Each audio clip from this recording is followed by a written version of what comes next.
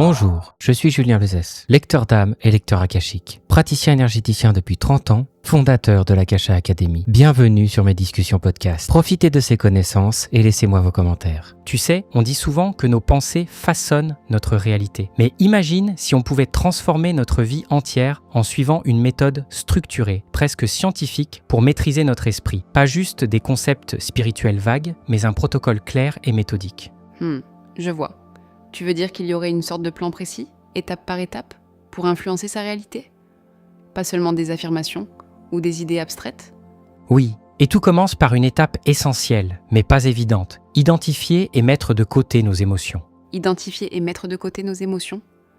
Déjà, reconnaître nos émotions, c'est pas toujours facile. Alors les mettre de côté, ça me semble encore plus compliqué. C'est vrai, c'est un défi. Mais l'idée ici, c'est de devenir une sorte d'observateur neutre, comme un scientifique qui analyse ses données. Tu ne juges pas tes émotions, tu les reconnais simplement et tu les mets sur pause pour éviter qu'elles ne biaisent ta perception. Ça me fait penser à ta méditation pleine conscience, où l'on observe ses pensées sans s'y attacher. Est-ce que c'est un peu dans la même veine ? Oui, il y a des similitudes, mais cette méthode va encore plus loin. Une fois qu'on a mis de côté nos émotions, on passe à une étape plus profonde. Écouter ce qu'ils appellent le féminin sacré. Le féminin sacré ? Là, tu m'as perdu. C'est quoi exactement ? C'est une connexion à une sorte de sagesse universelle. On parle ici d'un état de réceptivité profonde qu'on atteint à travers le silence et la méditation. Imagine que tu essaies de capter une fréquence très fine, comme une radio qu'on règle pour entendre une station précise. Mais pourquoi est-ce si important de mettre de côté les émotions avant d'arriver à cette étape ? Parce que nos émotions agissent comme un bruit de fond. Imagine que tu essaies d'écouter une mélodie douce dans une pièce pleine de conversation. Si tu ne réduis pas ce bruit, tu ne pourras jamais entendre clairement. C'est une belle image. Mais honnêtement, est-ce que tout le monde peut vraiment atteindre cet état de silence intérieur ? Ça demande une discipline énorme.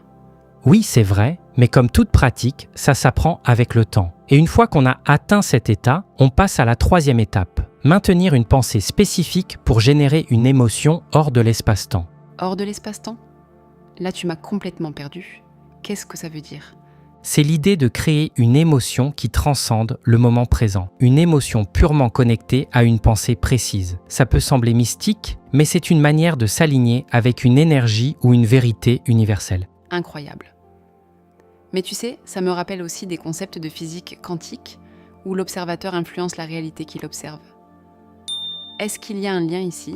C'est une comparaison intéressante. Dans les deux cas, on retrouve cette idée que nos pensées ou notre conscience peuvent avoir un impact sur notre réalité. Et ce protocole repose sur cette même idée. En maîtrisant nos pensées, on peut influencer notre état intérieur et potentiellement notre environnement. Mais ce protocole ne s'arrête pas là, non ? Il y a aussi une phase d'observation des résultats, n'est-ce pas ? Bien sûr. Une fois qu'on a généré cette pensée ou cette émotion spécifique, on prend le temps d'observer ce qui se passe, de noter les changements et d'utiliser ces observations pour renforcer notre confiance dans le processus. C'est un peu comme planter une graine et attendre qu'elle pousse. Et c'est pour ça que le protocole que tu proposes est résumé en 5 étapes claires.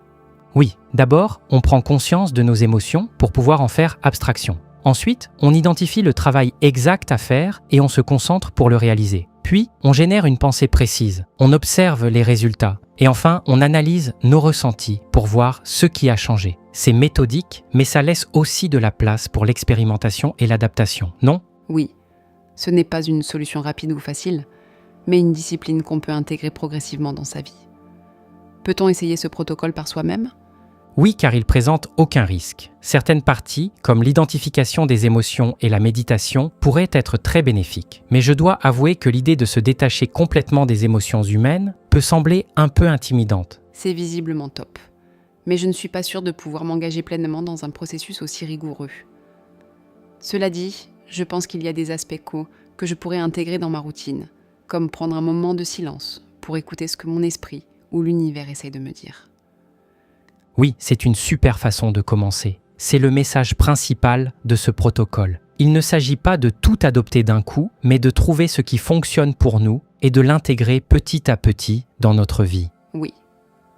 Que ce soit à travers ce protocole ou d'autres pratiques, l'important, c'est de continuer à explorer et à apprendre sur nous-mêmes.